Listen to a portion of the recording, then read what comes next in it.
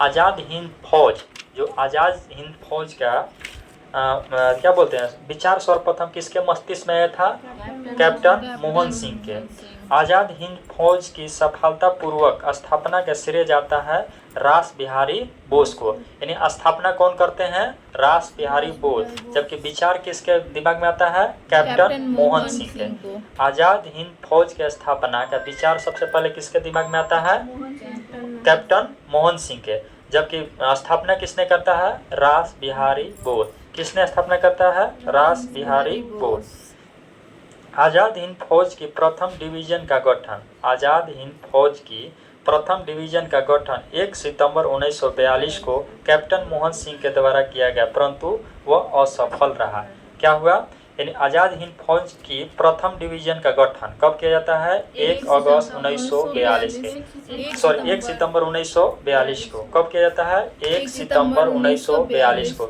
आज़ाद हिंद फौज का प्रथम डिवीजन का स्थापना कब होता है? 1 सितंबर 1942 को। किनके द्वारा किया गया था? कैप्टन मोहन सिंह के द्वारा। क्या यह सफल था? क्या असफल था? असफल था। भारत की स्वतंत्रता की लड़ाई में सुभाष चंद्र बोस अग्रणी क्रांतिकारी थे। भारत की स्वतंत्रता हेतु विदेशी सहायता प्राप्त करने के लिए बोस यानी सुभाष चंद्र बोस 1941 में कहाँ पहुँचे? जर्मनी पहुँचे। कब पहुँचते हैं? 1941 में। कहाँ पहुँचते हैं? जर्मनी पहुँचते हैं। वहाँ जर्मन विदेश मंत्रालय की सहायता से उन्होंने द फ्री इंडिया सेंटर की गठन किया। यानी द फ्री सेंटर की स्थापना कहाँ पर किया जाता है? जर्मनी में। द फ्री इंडिया सेंटर की स्थापना किसने किया? सुभाष चंद्र बोस। कहाँ पर किए? जर्मनी पर। कहाँ पर किए? जर्मनी पर। किसने किया था? Subhash Chandra Bose. The free India centre की स्थापना कहाँ पर होता है? जर्मनी में। किसने किया था? सुभाष चंद्र बोस। जहाँ से वे आज़ादी के पक्ष में पर्चे छपवाते थे तथा भाषण देते थे।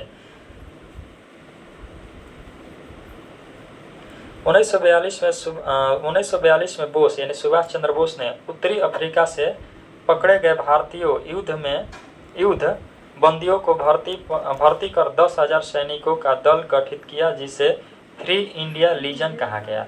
यानी देखिए 1942 में बोस ने यानी सुभाष चंद्र बोस उत्तरी अफ्रीका, कहाँ से? उत्तरी अफ्रीका से पकड़े गए भारतीय, यानी वहाँ पर उत्तरी अफ्रीका में क्या थे? भारतीय थे।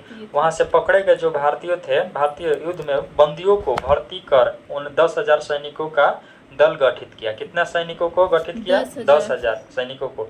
उसका नाम क्या देते हैं? Free India Legion. क्या नाम देते हैं? Free India Legion. The free India